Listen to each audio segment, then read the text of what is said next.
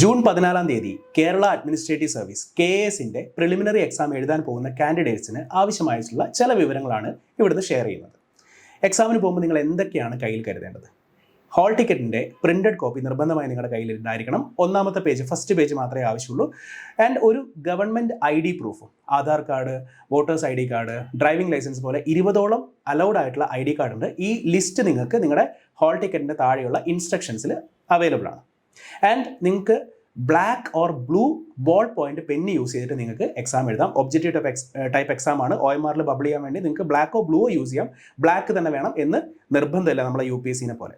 And എക്സാമിൻ്റെ timing എന്ന് പറയുന്നത് രാവിലെ 10 മണി മുതൽ 12 മണി വരെയും 1:30 മുതൽ 3:30 വരെയാണ്. സോ ഗ്യാപ്പ് എന്ന് പറഞ്ഞാൽ എക്സാം കഴിഞ്ഞിട്ടുള്ള ഒരു ഗ്യാപ്പ് വെറും 1.5 മണിക്കൂർ മാത്രമേ ഉള്ളൂ.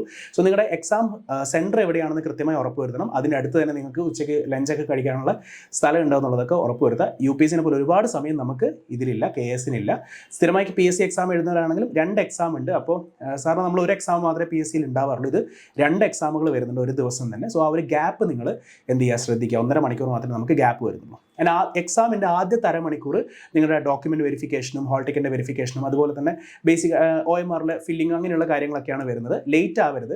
UPSCനെ പോലെ ഗേറ്റ് അടക്കുന്ന പരിപാടി നമുക്ക് എവിടെയില്ല, PSCക്ക് ഇതിലില്ല. പക്ഷേ ആ ടൈമിനുള്ള നിങ്ങൾക്ക് ഹാളിൽ നിങ്ങൾ എന്തായാലും കയറിയിരിക്കണം. അതിനുശേഷം നിങ്ങൾക്ക് ഹാളിലേക്ക് അലൗഡ് ആയിരിക്കില്ല. ആ ഒരു കാര്യം ഒന്ന് ഓർമ്മിക്കാം.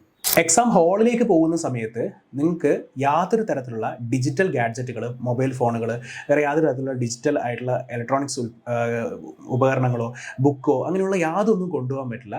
ഇവിടെ നിങ്ങൾ ശ്രദ്ധിക്കേണ്ട കാര്യം, നിങ്ങൾക്ക് നോർമൽ ടൈപ്പിലുള്ള വാച്ച് പോലും PSC എക്സാം ഹാളിൽ അലൗഡ് അല്ല എന്നുള്ളതാണ്. വാച്ച് പോലും നിങ്ങൾക്ക് എന്ത് ചെയ്യാൻ പറ്റില്ല, അകത്തേക്ക് എടുക്കാൻ പറ്റില്ല.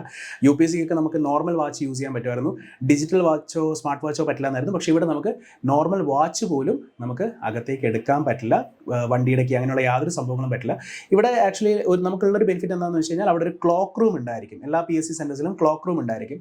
UPSCക്ക് ഈ വർഷം മുതൽ ക്ലോക്ക് റൂംസ് കിട്ടിയിട്ടുണ്ടായിരുന്നില്ല. പക്ഷേ ഇവിടെ നമുക്ക് എന്ത് ചെയ്യാം, ക്ലോക്ക് റൂം അവൈലബിൾ ആയിരിക്കും. സോ നമുക്ക് ഈ സാധനങ്ങളൊക്കെ അവിടെ വെച്ചിട്ട് സേഫായിട്ട് പോകാം.